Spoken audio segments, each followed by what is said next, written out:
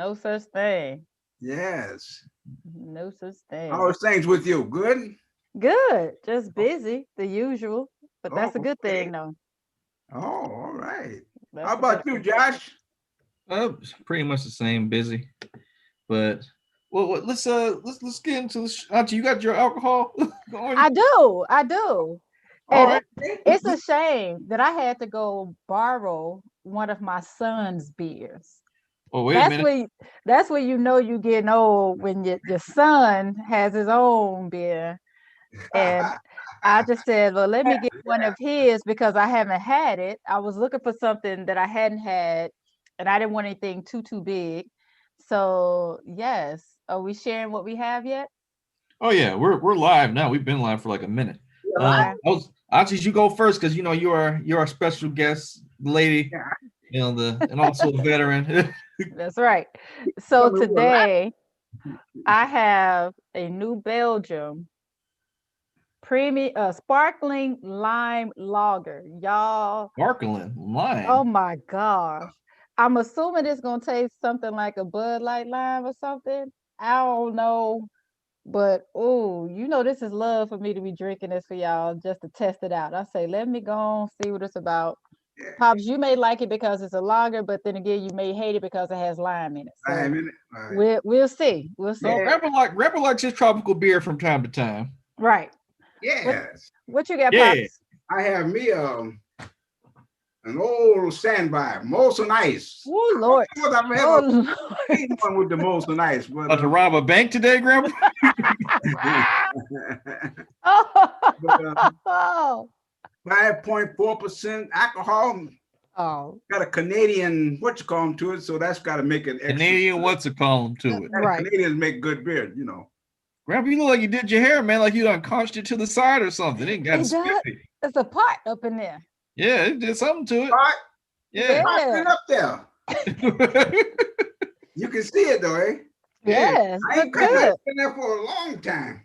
You know what, Pops? I always feel like your beard just looks so doggone good. I Look good. love your goatee and your beard. I love it. You I do? love it. I do. It's Oh, sharp. thank you. Sharp. Grandpa out here big time. He didn't wear a collared shirt with the things on the top. His hair is parted to the side. Oh man, maybe I got a So, date or something. Oh, ooh, chat. Ooh, ooh, Man. ooh, ooh. So wait a minute. I just realized Pops is outdoing me. This beer is only 4.4% alcohol. 4.4? This is juice. I could have had this with breakfast. actually, I let used me. to drink this let me- beer quite I, often, but I forgot about it. I don't know whether I ever came on the TV with it, ever. I don't I I'm don't sure know. I'm In 100% the sure in the we've done beginning. most nights before. We done a Yeah. 40 ounce of it. Remember, we did it during our 40 series. Oh, Yeah. yeah, okay. Yeah, I can Uh, make room I, for forgetfulness there. I don't necessarily have beer today because What do you have? I didn't drink up the beer we didn't have from last week. But we got the Uncle Nearest 1884. You brought it back again? And we haven't done this one in an episode. That's the one that you gave me? No, this is Oh, different. oh, that's what y'all were Yeah, there is- drinking recently. Yeah, there's three different kinds of this. This is 94%, 93%, 93 proof, 93 proof. That's brew? So, so it's 46.5% alcohol.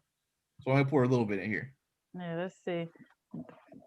I actually Well, got a look, glass Pops, of the example. you got some head on it, Pops. Oh, yeah, yeah. Let me show you what I have here. That's a nice glass, not too. Oh, this came from the dollar store. Read it. Oh, save water, drink beer. It's a Oh, dollar. yeah. That's a Dollar Tree Like that. glass. Say water, drink beer. There you go. Is what should would it be at 4.4? It may as well be water.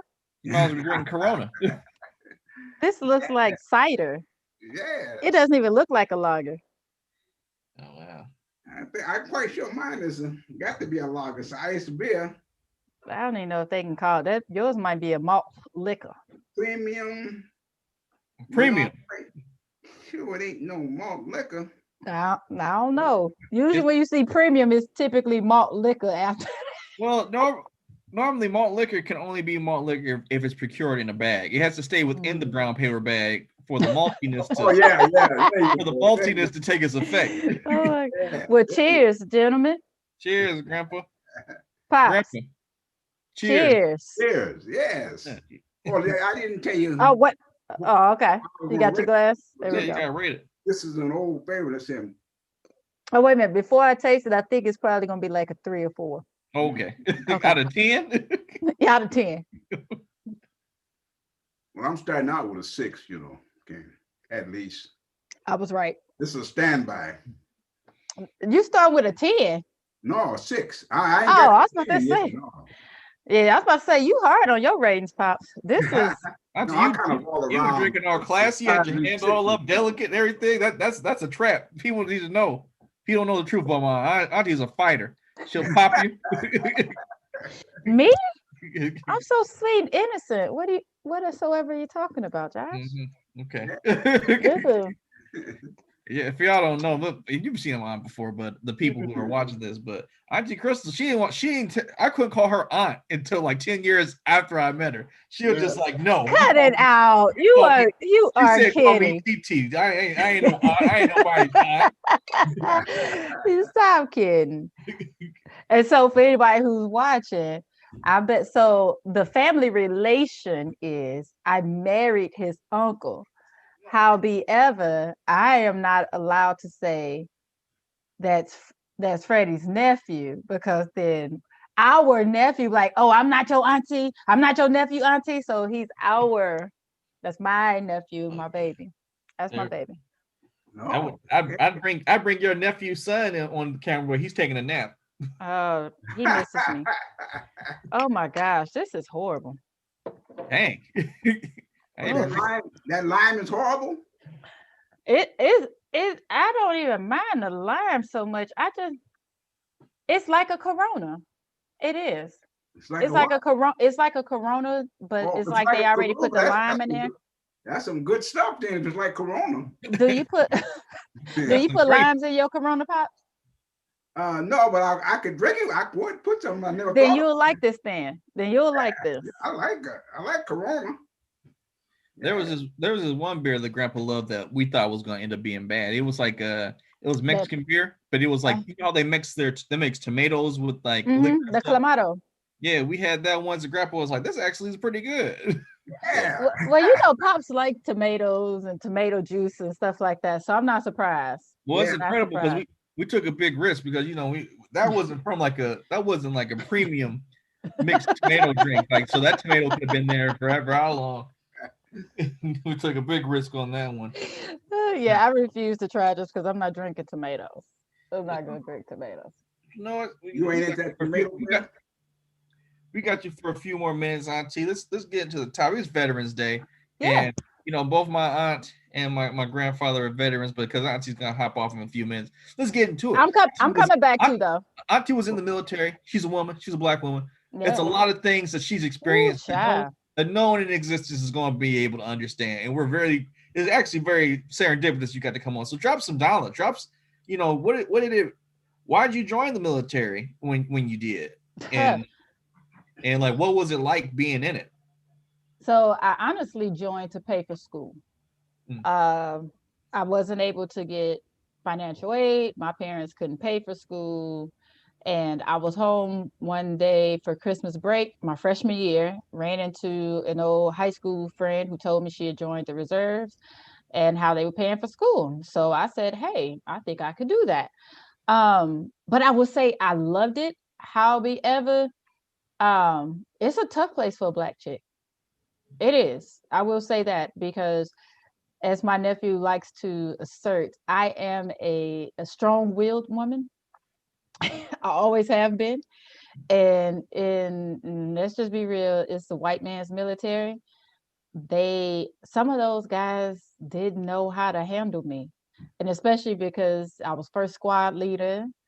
So can I tell some stories real quick? It's so funny how like they used to try to challenge me, and it used to be hilarious because one thing I like, and this is the other thing, Joshua, when I enlisted, when I was signing up, it's time for me to pick my job. And the recruiter, whoever he is, he kept trying to offer me jobs. Like he was like, oh, You could be a cook. Oh, or you could be a supply clerk. That's real easy. All you have to do is pass out supplies. Mm. Do you know what my job was in the Army? What? Mechanic. Don't try me. Don't do me. I don't do soft, frilly stuff.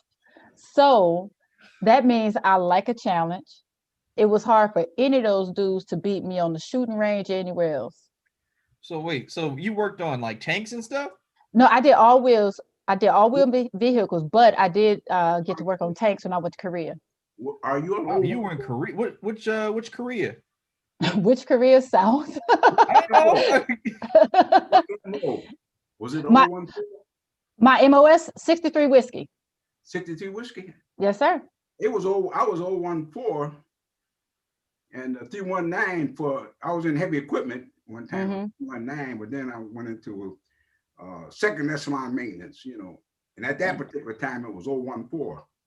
Yeah, I think they ended up changing the MOS structure. I forgot when, because I think we've had this discussion before, but yeah, I was 63 whiskey, all wheel mechanic. So everything from Humvees up to 5 tons. Yeah, right. Okay. Same thing, just over a period of time, they put a number on it. Yeah, but the guys didn't like it. They didn't like it. Because for my for my squad, especially in basic training, I had 13 people assigned to me. I'm the only Black female. I'm the only Black person in my squad. Those white boys hated it. They hated it. They hated it. They hated it. And I remember one time going to one of my drill sergeants. Turned out his name was Drill Sergeant Taylor. Who would have known? And I remember going to Drill Sergeant Taylor, and I said, Drill Sergeant Taylor. Message. Right. I said, I respectfully step back from my position as squad leader, and I like for you to give it to Private Bradshaw.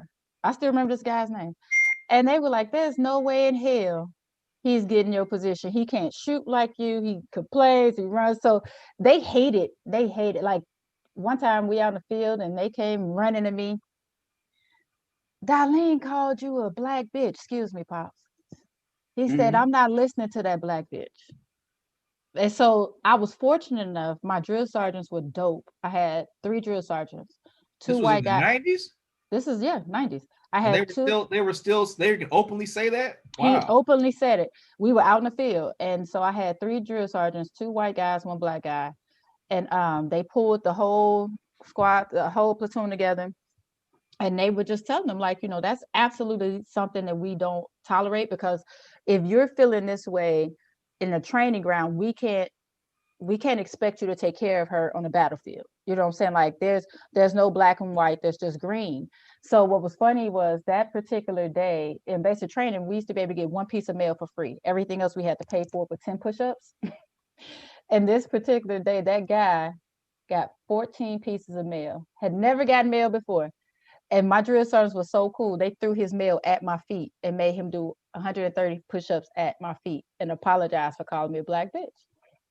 So I always loved my drill sergeants for that, because they could have had that racism and was trying to act like they didn't, but they were real cool. They were real cool about that. Yeah, the Black stories very interesting in the Army, and I'm sure. Dang, huh? So you said you were in charge of like 13 people were under you.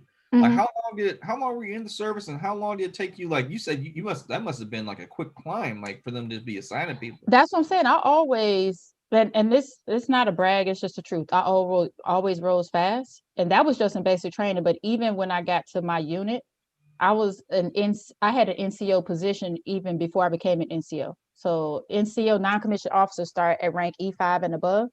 I had an NCO position at E4. I've just always been, I'm one of those where I was always volunteering. I always did the work. So yeah, and people would get mad and frustrated, claim that I so-called got my rank because of my looks. It's called work. But I'm coming right back. Let me jump to this quick 20-minute call, and I'll be right back. Okay. All right. So hold on. Oh, aren't you still on? All right. Yeah, I'm gonna leave and I'll come right back. Oh, okay. I was just like, she's still on the call. She's gonna take the call with us in there. All right. She said she'll be back. So Grandpa, what about you? And so how long were you actually in the service? I was RA. I signed up. That's regular Army, Yeah. And it was I signed up for a 3-year tour, Mm-hmm. Yeah.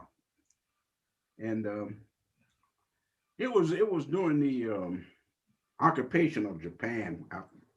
When I got over there wasn't nothing left there but a few buildings standing, and we had control of those buildings because the fire bombs and the regular bomb they destroyed. I was stationed one time in Yokohama.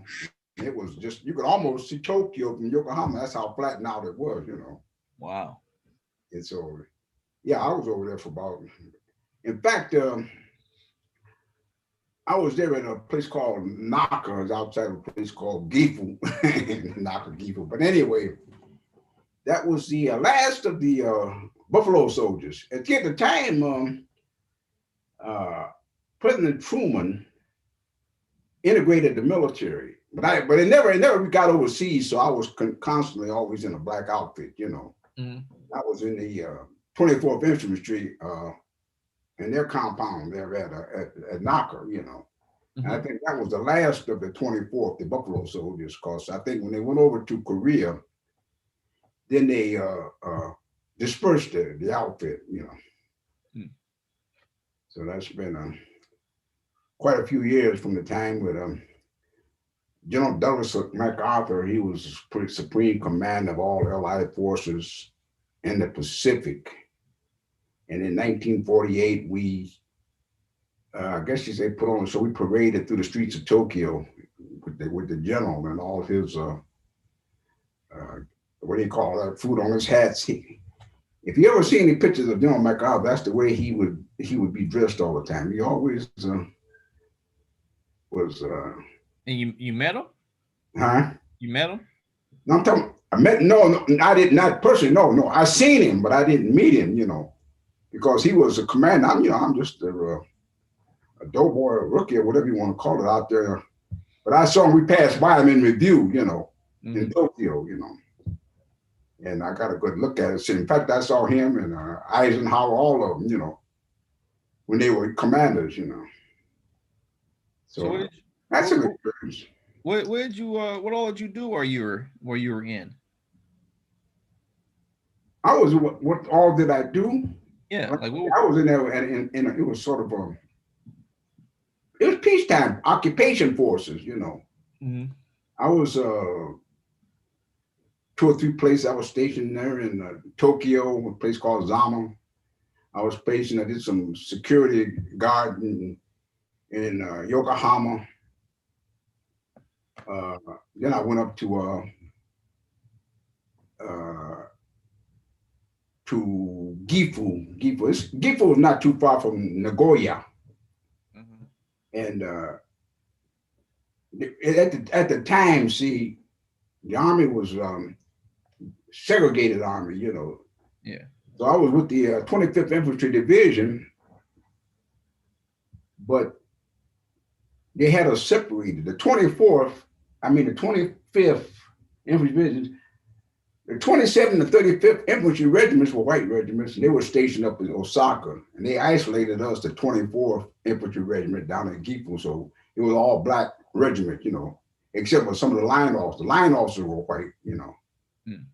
But it was somewhat discriminatory. Well, no, somewhat. It was discriminatory, Yeah, you've told me several. You told me and told people watched several stories of stuff that was happening. What do you say? They said, yeah, you've told us several stories about stuff that was happening while you were here. But so, what was it like abroad? You told us what was happening while you were in the country. So, what was happening while you were in the military? Like you say, you were occupying Japan and stuff like that. Well, like I said, we were segregated there, even in here, like I was at Fort Jackson. You'd be on a military post, and then there's still certain places you can't go or use, No, I mean, like when you were in Japan, what was different? I mean, when you were in Japan, like, did they treat you guys different? The Japanese didn't, but the Americans did. Like I said, we were isolated from our regiment was isolated from the rest of the division. There were 2 white regiments, 27th and 35th, but they were up there in Osaka. So they had us isolated. So yeah, we were treated different, because a division is a division. But when they isolate you way down somewhere else, it makes a difference. It makes a difference. Okay. What were different? What was different? What was different was the separation and the way they handled it. Different facilities and things. Just you take like the 24th, the mess halls. The mess halls were consistently, different than if you went up to the 35th or the 27th, because they had this. I mean, it was more. I don't know, it's more home-like, I would say, in their regiment. But ours was strictly military, the long table, and stuff like that. And it's kind of difficult to explain, but there was a difference. It was a long time. So what made you want to join the military when you did?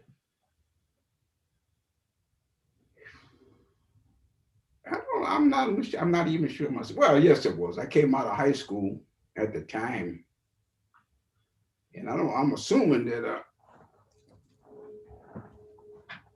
there wasn't too many jobs available. It's more or less like it is now. If ain't no job, you go to the military.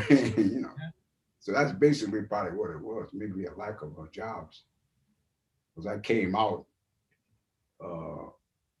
when the industry was slow. Detroit being a motor city, where they built all the cars. I could name the factories, the Package, the American Motor Cars, Ford Motor Company, Chrysler Corporation, General Motors, all those cars. And when they go down in a city like Detroit, there's going to be some, people without employment, So I probably went in because things were slow in the auto industry, somewhat. Okay. Well, then what happened when you got out, Grandpa? When I got out? Yeah. Oh, I got out. I went to, I don't know, maybe I wasn't very ambitious, but I went to auto mechanic school to learn how to repair cars. With school of trade, the government paid for, for you going to school, But at that particular time, it didn't make no difference. They wouldn't hire you. You couldn't get no job, no way. You may have it, but they used to call it alley mechanics, for blacks, because the Chryslers and the Dodge, the Ford Motor Company dealerships, they hired no blacks at that time. So, we as a people, we struggled. We come a long way, because it was, you couldn't do this, you couldn't do that, there's no room for you here. But the most surprising thing was, I told you about it, I mentioned it, was I was stationed there in the Fort Belvoir, then in Washington, D.C. And of course, being from a northern city, you don't know some of the things that happened in the South, right? And we went to the show down in Washington, D.C. I'll never forget it. That was Humphrey Bogart and Lorraine Bacall were playing in Dead Reckoning. That was a movie just out, and we were pretty excited about going to see it, But you go downtown and you get in line, and for some reason, ain't nobody saying nothing. They looking at you like, what you doing in line, but you're not understanding, the culture down there. You get to the window box, and she said, well, blacks don't come in. Blacks come in on Wednesday only. That's a heck of a feeling. You go into the movie, and they tell you, for 6 days, you can't come here, But if you knew the culture, you would have known not to even be in, trying to get in there, But you figure nation capital might be slightly different, but it wasn't no different than nation capital. You can't go in here, you can't do this, it's even when you were in the service, it was like that. That's why. Yeah. So there's bound to have been some. So you're a veteran, so there's bound to be some good memories too, right, Grandpa?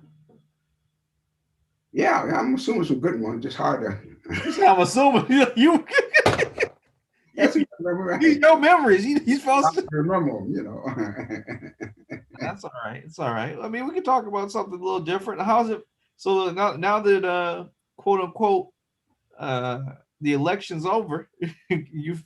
How do you feel as a black man? How do you feel as someone who served his country? How you think things are going right now? Well, I mean, the election showed how things were going. Mm-hmm. Anytime that you got 75 million for Biden and 70 million for Trump, you can see the country is well divided still. Mm-hmm. You got 70 million people voting for him. They say, we like what's going on, you know. We like this thing of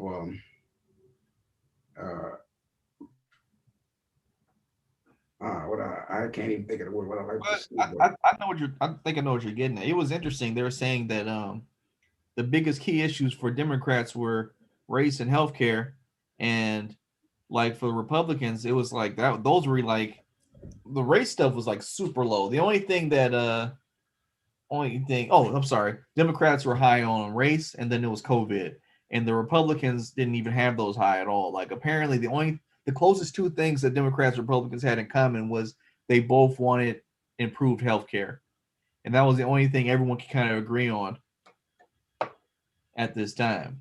Yeah, but the well, you know, the Republicans improved health care meant that they were against the Affordable Care Act. Mm-hmm. Because if they were for it, they weren't for this, what they call Obamacare, which is affordable health care. But they wanted something different, but they never said what they wanted different, you know. Mm-hmm. So we had the affordable health care, and they said, well, we want to abolish, get rid of that, and we want to come up with something else. Well, you say, well, what you gonna put in this place? They say, well, we'll think of something.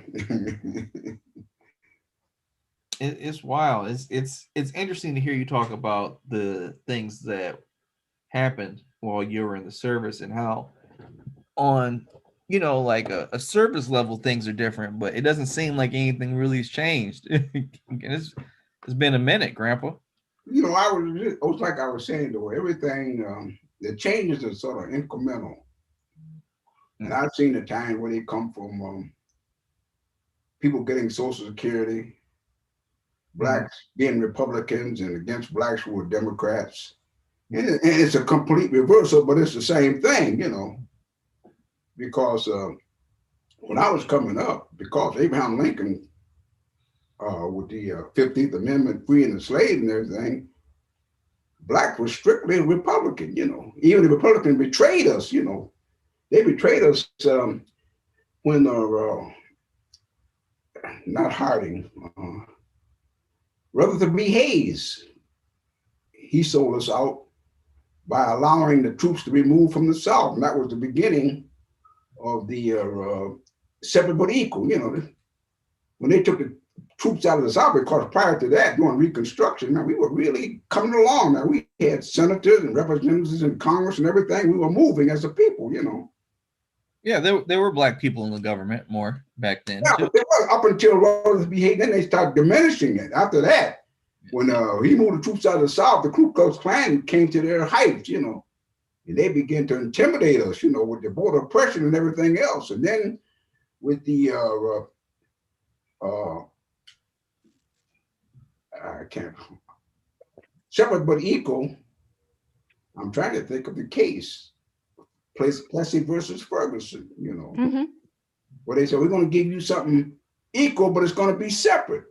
And I saw the equal and separate things 50 years later, or 40 years later, when I went to Washington, D.C., when the government provided me with transportation to go into the military, and they took my first class and put me on a milk cart train where you got your sandwich when the guy jumped on the train. Mm-hmm. So that's that separate but equal. It was separate, but they never reached the point of being equal, you know. It was always that thing, you know, whereas you got the fountain. You got a water fountain, it's supposed to be separate and equal. You got a water fountain that you wouldn't drink out of, so you don't drink nothing because you can't drink out the other fountain, which is nice and clean, you know. So, I mean, those things we put up with, you know, and with the separate but equal, the transportation, you know, places you can't even go in, you know. It's probably have something equal that you could go to, but there is no equal. So we get deprived of all these different things, that we should have had access to it just like everybody else, Pops, when it comes to you, I've always thought about, hey, I'm back, y'all. Y'all can't tell. Thanks for letting me back in, nephew. But when it comes to you, and even I guess sometimes myself, it's interesting when we look at the race relations here in this country on how many of our non-melanated people always talk about being patriots, right? Patriots. They love the country. They love their country. But I'm like, do you have any respect for your Black vets? I don't like, does that change anything? Like you looking at me and you probably calling me all types of N-words all in your head. But then when you find out I'm a vet and you didn't go, how does that make you feel? And I've always thought about that with you when you would tell the stories on how, having to cross the street when white women were walking down the street, not being able to make eye contact. And I'm like, here's this man who signed up to give his life for this country, and he can't even decide what side of the street to walk on. It always bothered me. One of the things that you're referring to, I recall my brother did German prisoners of war in the South. I think he was down there at Fort Leavenworth, Kansas, I believe it, or Fort Riley, one of the two. But anyway, they would be guarding the German prisoners, right, for security purposes. But the German prisoners could go into a restaurant and get something to eat, and you couldn't. He's a prisoner, or he brought to this country, and he had more privileges than you did. Now that's kind of insulting. Kinda, it's very. So you have prisoners of war. You get to watch eat inside a restaurant. Right. It's ridiculous. Yeah, it is. It is. It's absolutely ridiculous. That's pretty absurd. I didn't even know that. Yeah. That's not as absurd when I think about how that one white dude who killed all those people in that church recently, how they took him to Burger King. Oh yeah. That little boy. Yeah, so that prisoner of war thing doesn't even sound far-fetched when you put in the context of it, nothing changed. No. You remember the sniper? Mm-hmm. And this guy killed the sniper and somebody else. There were three of them at a gun range, and he shot them both in the head, right? And he took off in his car, in his truck, and ran, and they caught up with him, And he was able to stop, get out, and surrender with the gun up like this, Do you think you could have survived that? And when the minute you stopped, it had 50 holes in that 50 holes in there. Yep. And then the young man that killed the woman, I believe this was in Colorado somewhere. But anyway, the thing was, he killed this woman, was in the neighborhood, went home to his house, and they traced him there. And they had like a standoff, but then they allowed him to come out and surrender. Now, see, this is the thing with the accountability. They wouldn't give you no chance to come out and surrender. They just put a house full of air holes in there, And if you was in there, so be it, But we never got this. There's no accountability when it comes to us. No accountability. They say, well, I was in fear of my life. I did, et cetera, et cetera. But you know what the whole story is all about. It's been going on. And nobody wants to address that problem of accountability. Nobody. So that's my thing when they talk about being scared. If you're scared, it ain't the job for you. Just like they said, Pops, I don't know if you heard about this. I think you and I talked about this before, but something that they said since it's Veterans Day, somebody was telling me about how now, well, at least a few years ago, maybe 5-10 years ago, they had these things called stress cards in basic training. And I was like, what's a stress card? So basically to try to reduce or eliminate drill sergeant hazing. Now when the soldiers or trainees felt stressed, if the drill sergeant was being too hard on them, they got to hold up their stress cards, and the drill sergeants had to back off of them to say, oh, they're feeling stressed. And I'm like, if they doggone stressed, get your butt up out of there. It's all life, but it's just interesting how the police can sit there and try to use that as their excuse that they were scared and nervous. This is not the position for you. It's not for you if you were scared. You should be cautious every day. Absolutely. But if it's at the point where you can't control your trigger finger out of fear, this is not the job for you. Period. Period. Definitely. They like, you know, we've had this discussion here before. Like, I'm a firm proponent that they should incentivize having police officers live in the areas that they police. You know, you get to know who you're working with. I mean, these people. No, there should be no incentive. That should be a requirement. Well, I mean, you can't. I mean, you can't force people work. Well, yes, you can, but you can't Yes, make you people. can. Just like I live in doggone, I can't sit there and I don't live in the city of Chicago. I can't run for the mayor. That's How true. am I gonna sit there and make decisions for a city that I don't live in? So what, we in the same county? So what, we in the same state? I can't make those decisions for it. That's a good point. I never thought about it like that. Because I was. I mean, for mayor, that's a public official, but I guess you are a government employee if you're a police officer. So I guess that makes a lot of sense. I can't argue that. Oh shoot, I got a point. Hey. You gotta, you run for government. That was simple. You know, made a complicated thing. I was about to make complicated real simple. But I just feel like, especially like you have to be able to understand to be able to do your job correctly and to your best ability, you have to understand it. And it's not just about like how they talk about now, all these businesses. When you're creating a culture, it's not just about a skill. Anybody can learn a skill. When you're hiring, you're supposed to hire when you're building this culture. And environments, neighborhoods are nothing but culture. If you don't fit into that culture, if you don't believe in that culture, it's not going to work. It's not going to work. As a police officer, you need to memorize the Miranda rights, learn how to shoot, know where your tase is, put on some handcuffs, some tactics on possibly how to clear a house, things like that. Anybody can learn that.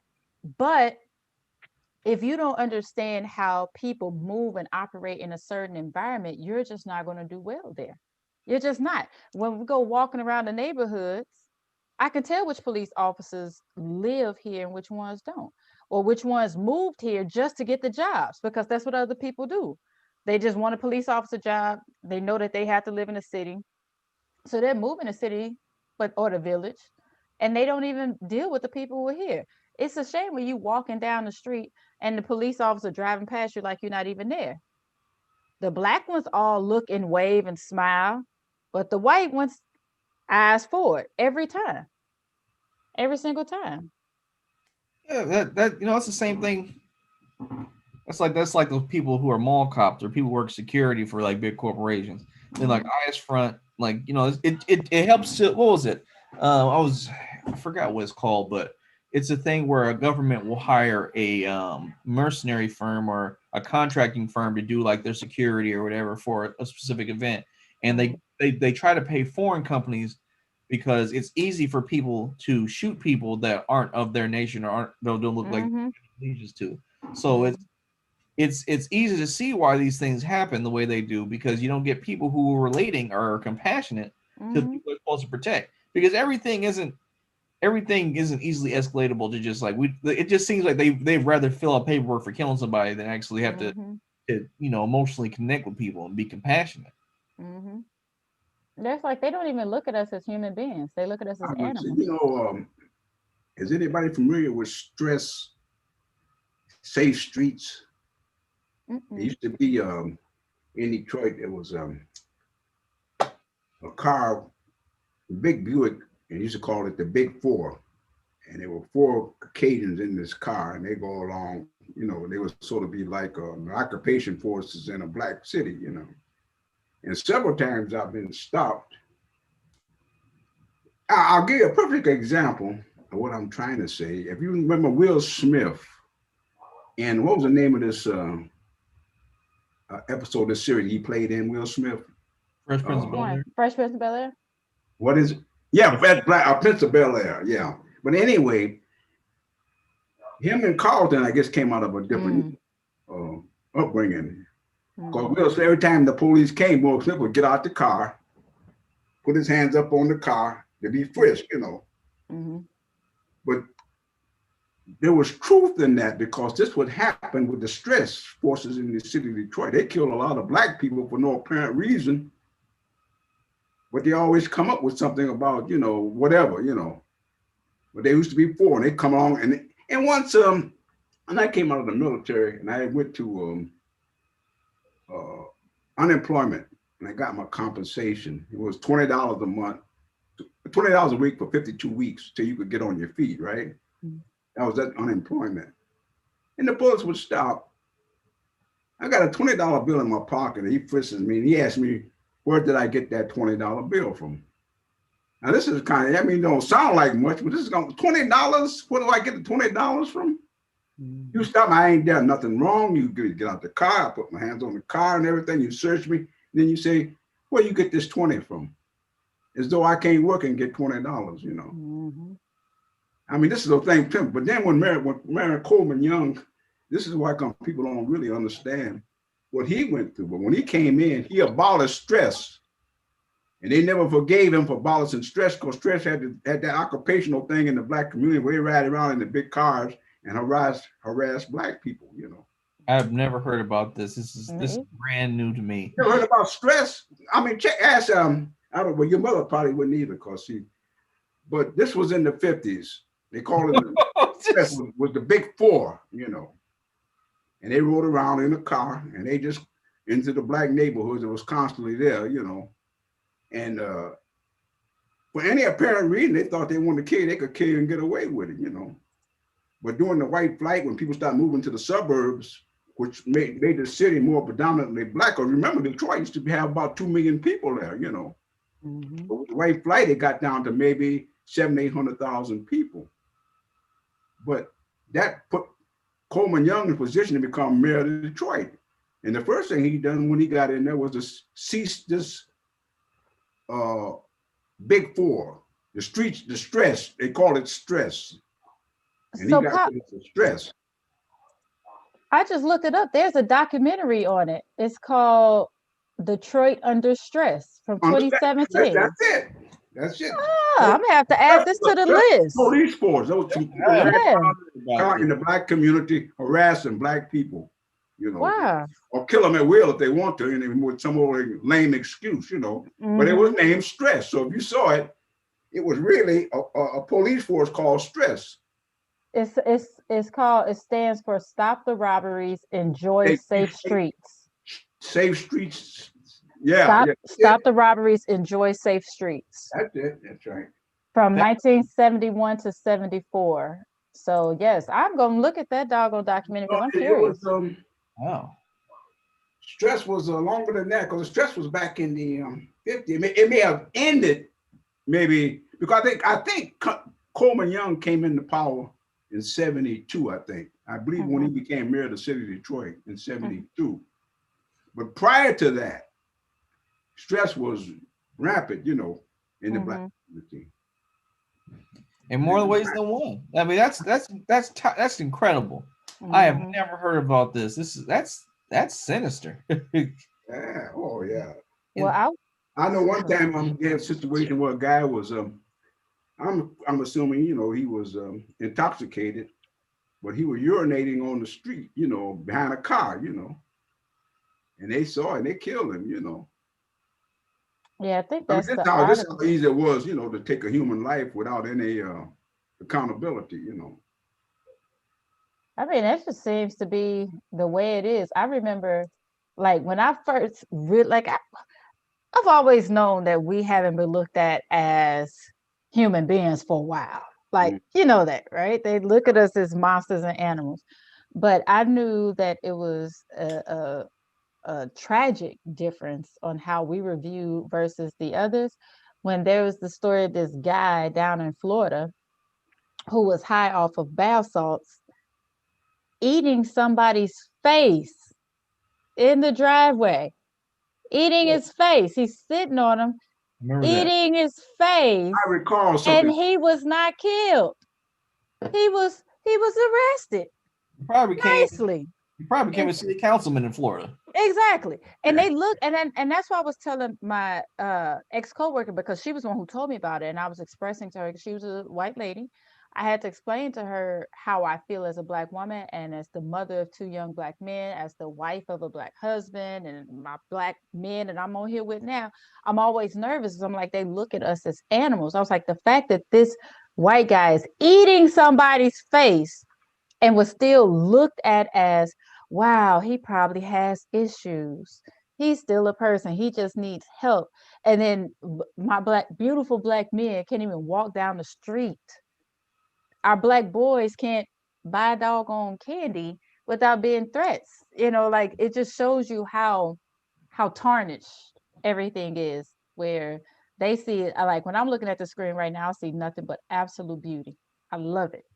Makes me happy, makes me smile. But You look it's at yourself and then no, you. I'm looking at y'all.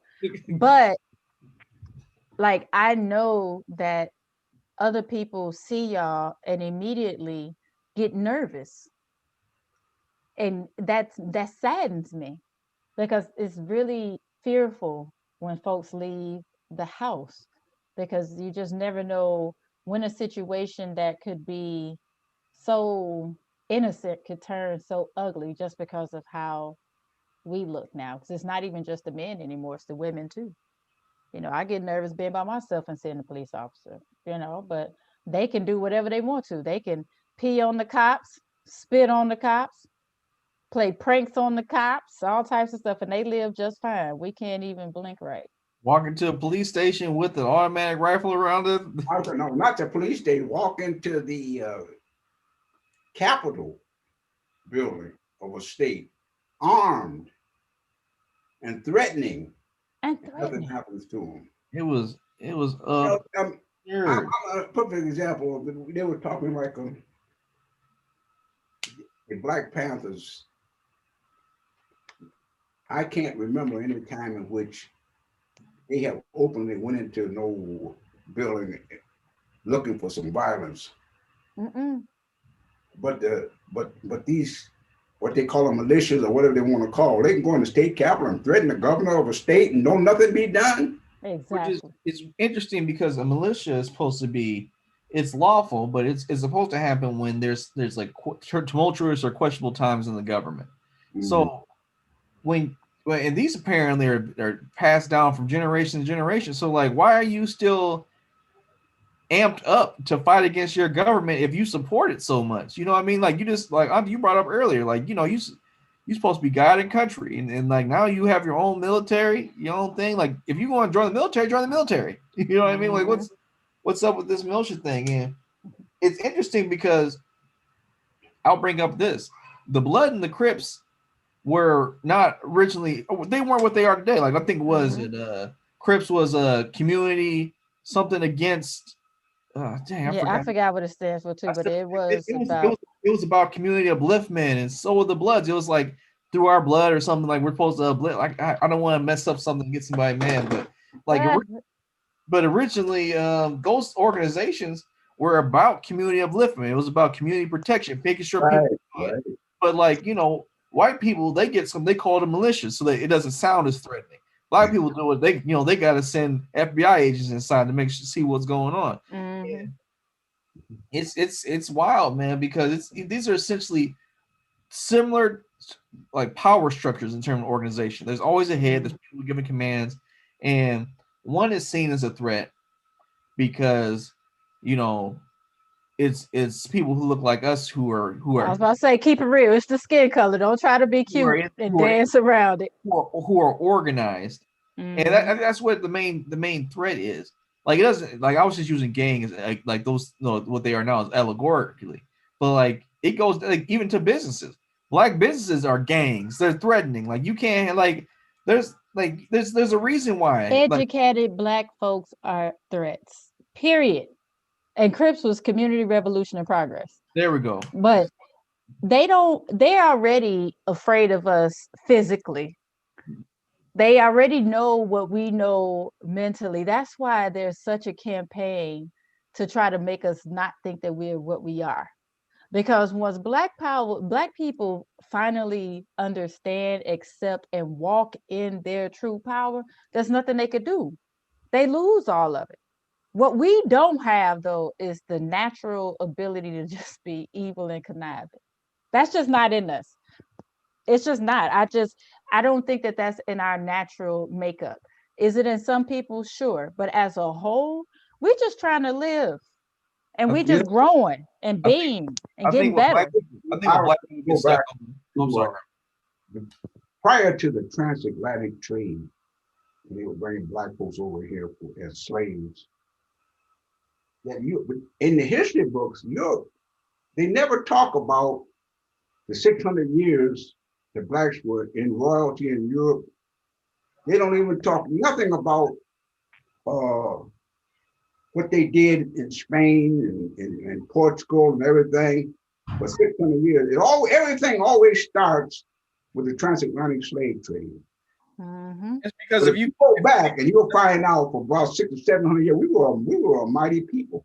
well, it's even before that, because like so it's what I talk about when people talk about the Bible to me. I'm like, there's a reason why white people fight tooth and nail for saying the earth was created. Like certain white people, not all, Mhm. that fight tooth and nail about saying the earth is only 6,000 years old and blah blah blah, dating back to their Bible history. And it's a reason for that. The reason is because before 6,000 years ago, it really wasn't anything great about white history. Like everything that was made. Like the Mesopotamians had already made their great empire. Egypt was thousands of years old before six. Like the Sphinx is like what 10,000 years old, and that's the youngest wonder. Everything else was made by people darker than me. I mean, for the most part. With And nephew, everybody darkening us almost. yeah, but I'm saying my point is, the reason why such a lie as that is because it's like it's absurd. It really is absurd to think that the world is only 6,000 years old. But when you don't have a culture that dates back past that, really, that's of any note, then that's you don't want to make yourself come out as the truth. And I want to say that there's another thing that I think that our community needs to get over is there's I'm gonna slow down and say this. Like there are no perfect messengers, only perfect messages. Just Yes. because just because you don't like a specific black person saying like what the truth is doesn't mean you have the right to ignore it. Mm-hmm. If someone in I don't agree with every certain person or every like party or every idea, but if there's the truth, you got to accept it's the truth, y'all. Mm-hmm. If we're gonna move forward, we can't play this haterism, this knick-knack paddywhack game of, well, because I don't want such and such, I'm not going to listen to the point they made. Like, you Right. do yourself a disservice. Mm-hmm. It's got to be a maturity situation where just because, like, I understand someone hurt you, but, you know, hey, man, if the devil's telling the truth, I mean, I'm not going to, if, like I'm saying, if someone, like, if the devil said that fire is hot, I'm not going to then go ahead and touch it. You know what I Like mean? I don't believe you, devil. I don't like you. But Yeah, it's ridiculous. Like that's I think that's one of the deepest sicknesses in our community because we often need people who don't. We often need people who don't look like us to tell us the exact thing other people who look like us been saying for generations. okay, I'll give it that. Because I'll, like how many times have you seen something online or on the news or whatever where it says new study says that black people have been getting disproportionately affected by whatever, like by medicine, by doctors, by police or whatever, mm-hmm. and they're like, oh yeah, that makes sense. And but your grandpa or grandfather has like or grandpa just told us these stories that happened directly to him, Mm-hmm. and people are still skeptical. Yeah. I mean, but that in itself is just a human trait. That's not black, white, red, brown. Because if you think about it, there were things that your parents told you that you didn't want to hear, and then you get that cool uncle or a teacher or somebody will say the exact same thing, and you like, yep, that's it, that's it. I mean, that's just human nature. But I think one thing that is unfortunately true for our community, it's probably, I would say, a minority community. And it's funny I say that, I would say the non-white because whites are minorities based on numbers. But in the non-white communities, it sounds so foul, but they've really done a number with selling themselves to be superior. And so many non-white communities still look for that acceptance from who they have been told are superior. Even though now, like, even when you're saying how people don't listen to the truth, they're so stuck, they need validation somewhere else. We could come back and reread history all day, every day, everything every Black person has ever done. And it's still some Black people who will be like, nope, but when I was in the second grade, they taught us this, and this is what I've always known, because it came from what they consider to be a white source of expertise. And that, I think that's the most frustrating and heartbreaking thing at the same time, where we still have a hard time being cool with not having the white man's or the white woman's uh, stamp of approval. That's what I want people to get away from. It's not needing for it to be, because in your example, I thought you were going to say something like how pops will tell us all day that there's been disparities, but then once Justin Timberlake or somebody or Tom Hanks comes out and said, then we like, oh yeah, because that's typically how it goes. It's like, that's why I'm not gonna lie, I can't stand these white savior movies. I can't stand them. I can't stand them. I'm tired of white savior movies. It'll be a whole Black show, and then one white person come in and see this little old Negro that needs some help and just save the day. I'm tired of it. I'm tired of it. Tired of Absolutely it. agree. I mean, you know, You know, that speaking of Black movies, I can't think of him. You probably there's a director, producer, and he's a Black guy. His name is seems like some kind of an archer. Maybe y'all could help me. But anyway, when I was coming up, they used to have all Black movies, but they always showed them on Wednesday, from the regular movies on Wednesday. But this guy, he's well known in the Black community, to people of my time, but I just can't recall him. But he made a lot of Black movies. But the thing about the Black movie was to make you think when we was inferior is that we didn't have the money to produce and get the actors for a first class movie. But we had them, We just didn't have the money to make it, what it should have been. But we had the Black cowboys like the Herb Jeffers and everything, But when they made the movie, the money wasn't there. And so that made it so inferior. So that's why I used to see them on Wednesday, but there were some names I could probably call, I can't remember them now, of some Black actors, who were well known in the Black community, but otherwise didn't known nowhere else, I think that has to do with it's interesting dichotomy I see here, because I'll use your examples of the film industry.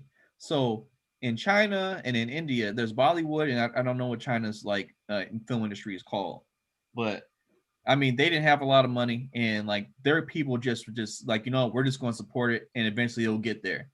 And there's in our, like, I'm not going to keep saying our community. There's some people in our community who will be like, I'm not going to support it because it's not top notch. And I'm like, in my mind, I'm like, you're not top notch. So what? Like, let's try to help everybody get along until we get to the point where it is. It's just like, you can't have this mentality where you got to start at home base. Like you are around all the bases.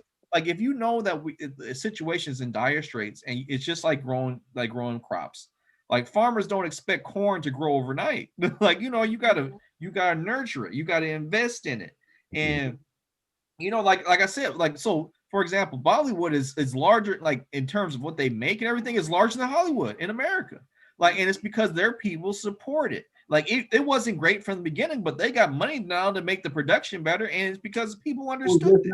In China. Like, I remember Bollywood. I'd like to kind of reverse on China in that during World War II, when we were fighting the Japanese, the Chinese were fighting each other at the time. We were giving them money, but they weren't fighting the Japanese. They were fighting each other because Chiang Kai-shek, Chiang Kai-shek and the Chang-in family, they were nationalists, and Mao was a communist. So the conflict was there between, not between the Japanese and imperialism, but between the nationalism of China.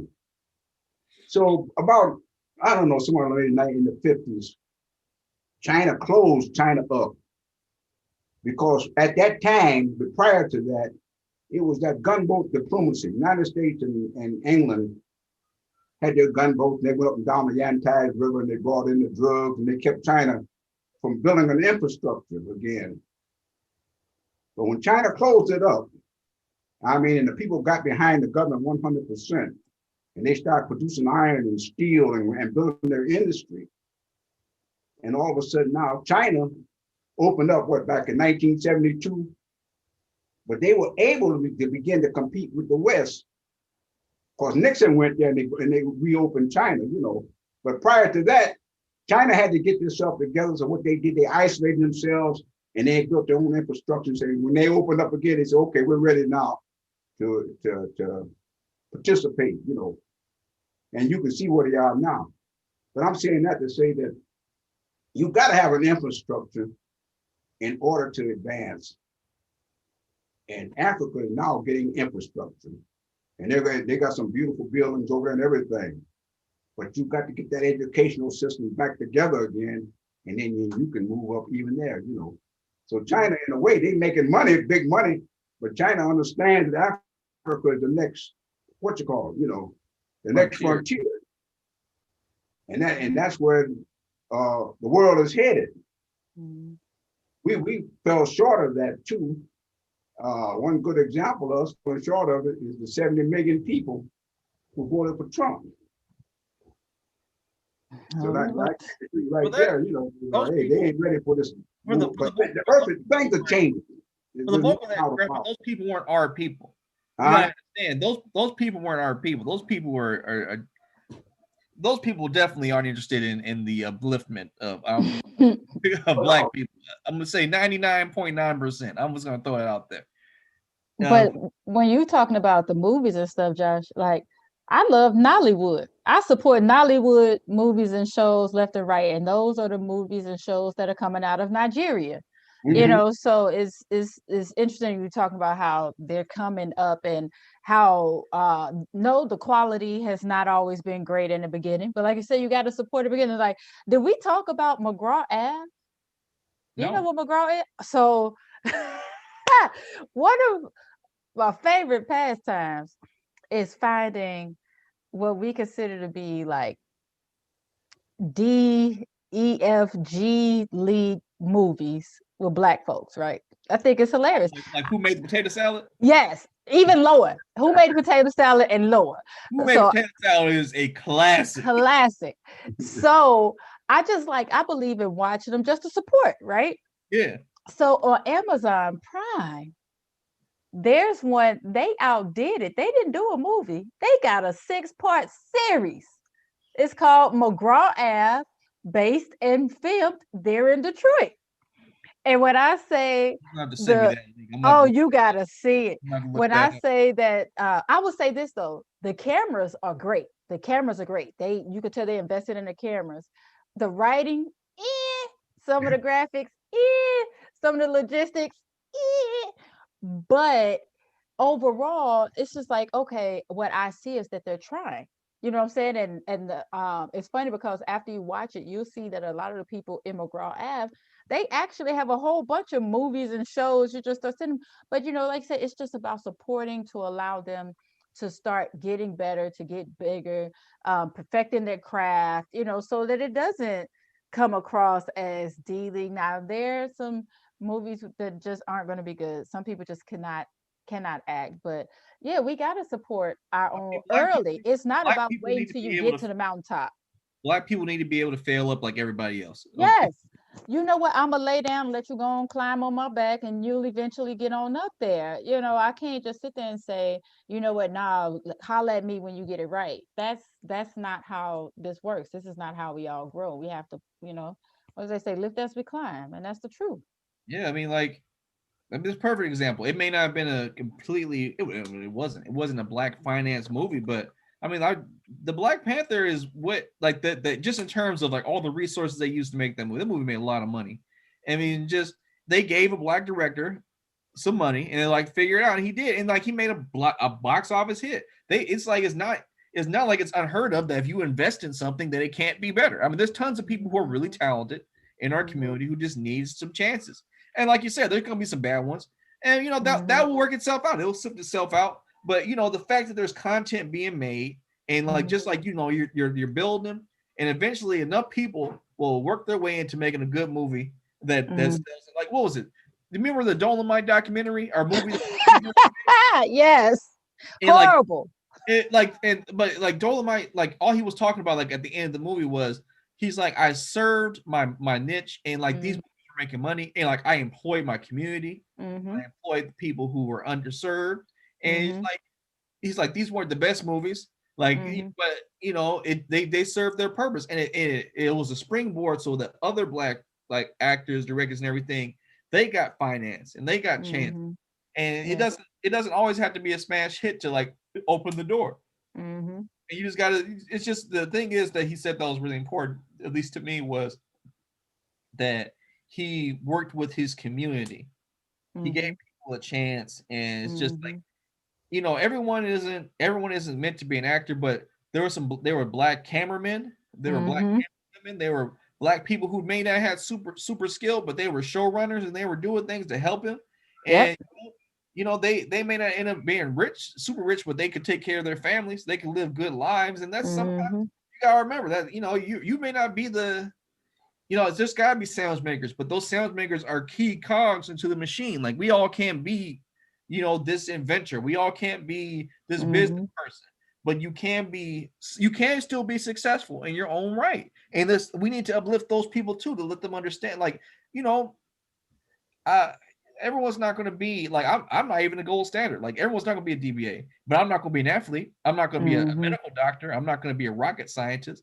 And we all need to be able to see each other as a valued member of all of this. Because if we do, then people are going to have this self-esteem thing where it's us versus them. It's going to be like, oh, we all enough for each other. We all can be able to survive and do well. You got something you want to add some wisdom to that, Grandpa? I was wrapped up in you know, my favorite topic, what I like to talk about. Cuba. I have to say it. Cuba. Why do we both guess it? So that's all I ever want to talk. Cuba is maybe 50% black people, you know. Cuba could be a prime example of what black people can do in this Western hemisphere. You ever been to Cuba, Grandpa? The only reason they ain't doing it, man, they've come up with the doctors and the lawyer. They got everything. They got all the infrastructure they need. They didn't need for the United States to get the foot off their neck. When Batista was over there killing black folks left and right, nobody never said anything. I remember when Castro and his revolution, he came over here and he was at the St. Teresa Hotel, and the people were leaving Cuba. The only people left Cuba were people that had money just about, you know, because Castro nationalized Cuba, you know. But what I'm saying is that all these years, they've had their foot on Cuba's neck. Cuba's only, 90 miles off the coast. They ain't no threat to us at all, none whatsoever. But still and yet, they deprived them of being able to participate in the society. They were saying, even at this present time, Cubans are sending doctors even to China with the COVID-19, you know. Send doctors all over the world. They got everything except we got sanctions on Cuba. But all the other countries didn't have, they were killing people. They don't have no sanctions on them. It's just only when somebody seem to be of color is when they want to put some sanctions on them. You know, Grandpa, I'm gonna figure it out. We gotta take you to Cuba, man. We gotta. I like to go. you gotta go to Cuba because at this point you done drive enough hints. Like it's gotta happen. The only reason I'm so wrapped up in Cuba though, because Cuba is what, maybe 50-60% black people, but they don't represent it. They represent Cuba as like being all Spanish, you know. But that ain't so. All the people doing all the hard work and the slaves, they were working in the sugarcane fields and the cotton and plantation. They were black people. When they only had a 50% literacy rate, it was amongst the blacks. When Castro came in, with the 99% literate, they were one of the most highly literate countries in the world. On the Castro, he went into the homes and they taught everybody how to read and write. Nobody want to talk about. They want to talk about Castro being a terrorist. He may be no terrorist, but to me, he wasn't mine. He done more for Cuba than the whole world in all these years. When the United States took Cuba from Spain, and everything. But they came in with the same old thing that Spain did, that white supremacy stuff. Yeah, I just saw a thing on Facebook this morning, early today, when they asked, it was a picture of Castro, and they asked him why was literacy so high in Cuba, and he said because we one about the amount of time that they spend teaching their children, and he said if we put 5 times more money into education than our wars, which is the absolute opposite of what America does. Like we spend money on wars as opposed to education, because I still believe that the United States wants all of its citizens to be dumb and sick. That's right. I believe you. They want us to be dumb and sick. Like I said, Castro went in there he didn't go in there talking. He went in there and had those students and things that was educated to go into the countryside and educate everybody, That's why they had that 99% literacy rate. Yep. There ain't no other country in the world that can compare with that, But still, and yet they got their flow on their back. They won't let them do what they can do, They could be a prime example of what you can do, when government don't interfere with it, And just the fact, like, not gonna take from the election. All right. I know everybody's still on. Matter of fact, Pops, you can send my dollar. I won't even make you can have call your son and have him fly you to bring my donuts, and y'all stop in Battle Creek, get my donuts, and bring my dollar. No, there ain't gonna be no donut, because let me tell you this. Pops, the man made it all the way to the election. You can get on this bet too. I said to Georgia, I told Hank, me and him got another bet to go along with the bet we got. You want to get in on it? The bet is I want you to pay up on the bet that you already House of Cards. Both Senate seats are going to make you take them in Georgia. Both Senate seats. You want to get in on that bet? I want you to pay up on the bet that you already lost. How about that?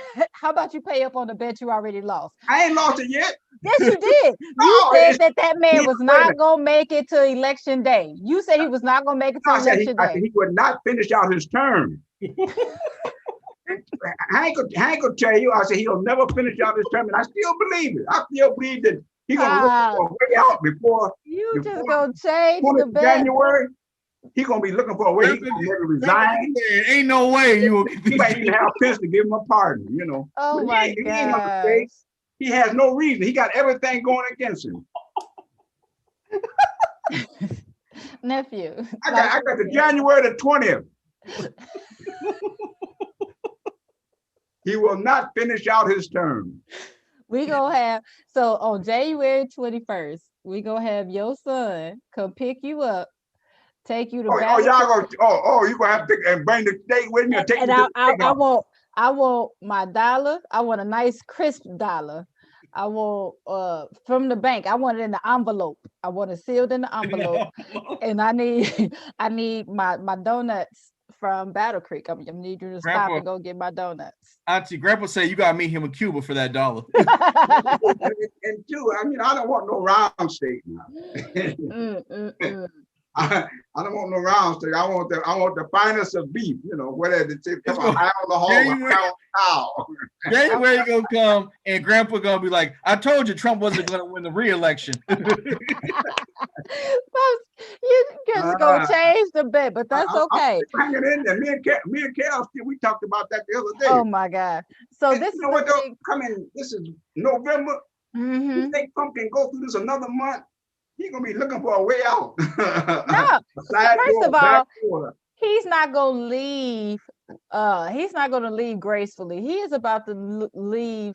He's about to throw a tantrum. He's about to throw a 2-month tantrum, messing up as much stuff as he can. Firing people and everything. Exactly. So he's not going anywhere. When he get rid of firing everybody. And then he's going to resign and hold Pence party, but he still can't get away from that. He is not going to resign. He does not admit defeat. And so now what I can see him doing, he hasn't even given a concession speech.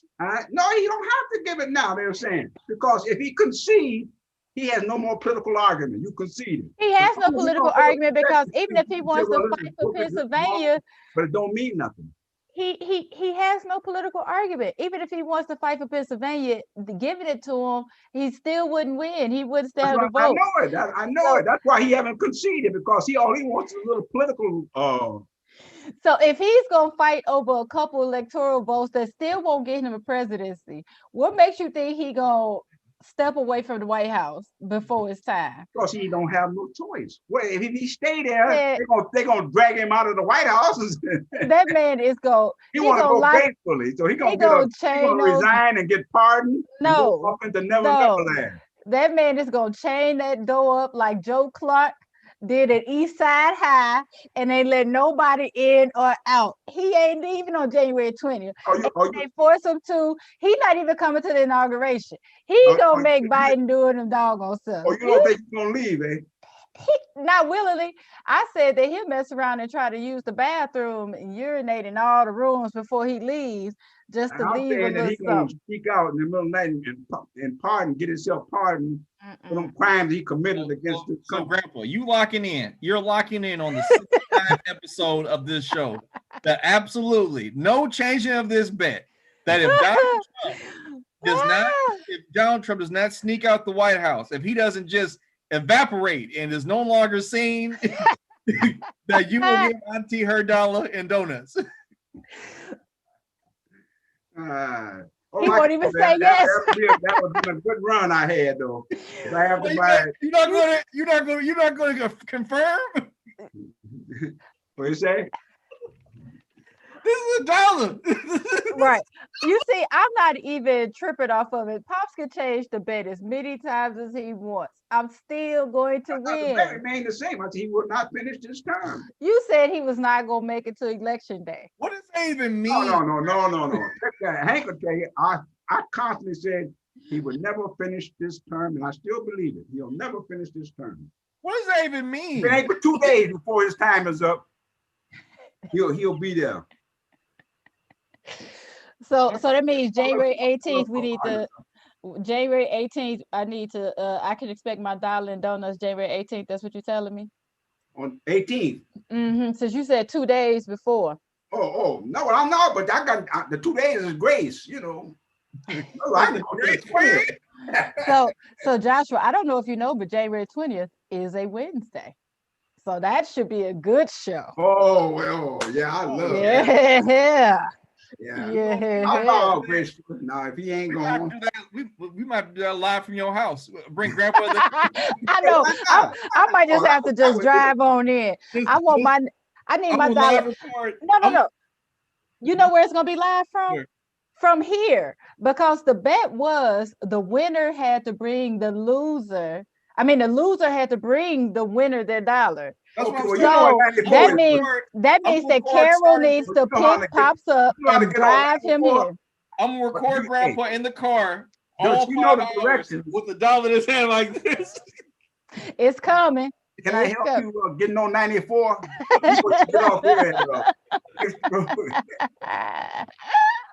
I'll be nice and comfortable in my house, Pops. That'll be you and your daughter-in-law bringing me my dollar. Make sure y'all just stop in Battle Creek to get the donuts too. I'm just saying. Yeah. Pass by. We get the donuts maybe to bring to you so we can collect our bet. No, that's right, but you coming this way. Oh, okay. I will not be on 94. I'll be sitting right here waiting. Okay. And if you're nice, I might let you have one of the donuts. I might share. You know what though? It's been about 2-4 years now since we've been talking this. And I'm still saying he will not finish out his term. And you still think this man won't make it 2 months? 2 months, Pop. Yeah, but he ain't got nothing to be there for now. If nothing else, he is just about to reign terror. If nothing else, he's like a child who about to walk around and just see how many books he can knock off the shelf. He's doing all that now. You know, he don't want to give nobody no money for transition or nothing like that. He don't want this, he don't want that. He firing the Secretary of Defense and all that. He doing all that now. Now, if you want to, what we can also vote on is how soon Melania gonna file for divorce. Oh. She free now. She out of here. Nephew, are you driving your granddaddy to bring? You to bring my dollar and donuts? We'll see. We gotta. You know how to get on 94? Grandpa's steady on this. So right on, it comes on with Talking cash money. He believes this in his heart of hearts, so just not going. Talking cash money. Hey, where's your husband? He's on business.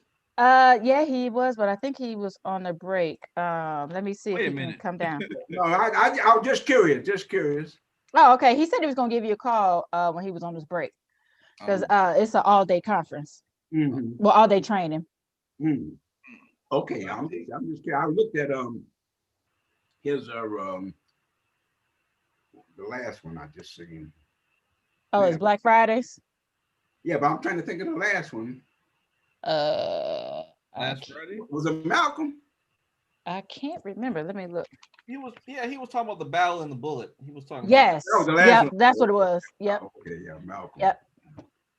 Yeah, because he was talking about Malcolm, and he was correct in that Malcolm used to live here in Inkster or around Inkster, you know. Because they had a center up there called it the Malcolm X Center, you know. So everybody didn't hate Malcolm X, you know. I didn't know that until a couple months ago. How did I not know that? Yeah. As many times I've been to Inkster, how have I never been to that place? Yeah. But you know what though? Elijah Muhammad, the Islam, the center. It was, I can remember this now. This was about 36 or 37, somewhere along there. And they had a place over on Oakland Avenue. I'm assuming that was probably their main headquarters because they started in 1931. So Detroit is the place. Hey, where's everybody? Audrey Chris, I think she's saying no. But actually, Grandpa, we didn't ran long on the show. I gotta get back to work. Oh, okay. But did you hear what I said about the Islamic Center was in Detroit? Yeah. In Holland Park. 1936. That explains some things about Highland Park and how it is now. But nothing, Grandpa. But we gotta wind down this episode. Okay. Adios, amigos. You gotta give some knowledge or something. You gotta drop something, Grandpa. Say I gotta what? You gotta do your sign off. I did. Adios, amigos. All right, adios. Sayonara. Grandpa, this is our 69th episode. You know that? It was enjoyable though, you know. I guess we got 71 subscribers now. You know that? 71. Wow. Yeah, 71 people with nothing to do. Auntie, we're waiting for you. We're about to sign off. I gotta get back to work. We actually ran pretty long today. Oh, that's what I said. I'm like, shoot, if we gonna be here, I was like, I may as well refresh. Oh. Was talking about like it's a hard seltzer, but it still has more ABV than the last one. Love you, Auntie. Thank you for coming. Love you too. You got anything you want to plug or anything you want to drop on the people? Let's see. Oh shoot, with the holiday season coming up, I'm well, I don't even have a link for it. Well, I can't give you a link right now. So let me just say, be on the lookout. Visit fitnessisnotagame.com because I'm trying to help folks not gain, but at least maintain their weight during the holiday season. Oh, did we tell you we got a rowing machine in the house? Yes, ain't that rowing machine the business? I love it. You got a rowing machine? Yeah, I use it almost every day. I love it. Yeah, the rowing machine's serious. Like, yeah, I thought it was for play, but after. Hey, I'm going. Already sweating. Mm-hmm. I'm going first class. I'm getting me another treadmill. Nice. Yeah, I'm getting that $3,000 one. You know. Oh God. With all the whistles and clocks and on it. That's balling. You live 91 years. I think there's really no reason why you can't just waste money on things now. Look here. Yeah, you know what I would say? I can't waste no money. Yeah. He told us his money is piling up. He may as well do something. If I was younger, I could be wasting money, but I didn't old as I am. What you gonna do with that seated thing next to you, Grandpa? A good deal. Grandpa, what you gonna do with that thing next to you? It was in good shape, but now I had it out there on the porch during the summer and it got kind of. I'm just I'm asking because I know at some point I'm going to probably have to take it downstairs. So I mean, it looks heavy. So, Oh, that thing is real too. Like the treadmill. yeah. So, but all right, I gotta log off. I love you guys. Love you too. Okay, y'all take care. Thanks for having me. You should be a guest more often. Oh, you know what? I'll put it on my schedule. Let me know when, and I'm here. It's every Wednesday at 2:00. So you want me every Wednesday? Yeah, well, Okay. All right, since I already on your uncle's calendar, which shows up on my calendar. So okay, I don't have anything next week. You show up on time. Before you do go, yes, sir. I'm gonna I can't even think what I'm gonna say. No, but anyway, the world master athlete, I'm gonna run a 15-second 100 meters. Come on, Pops. When is it?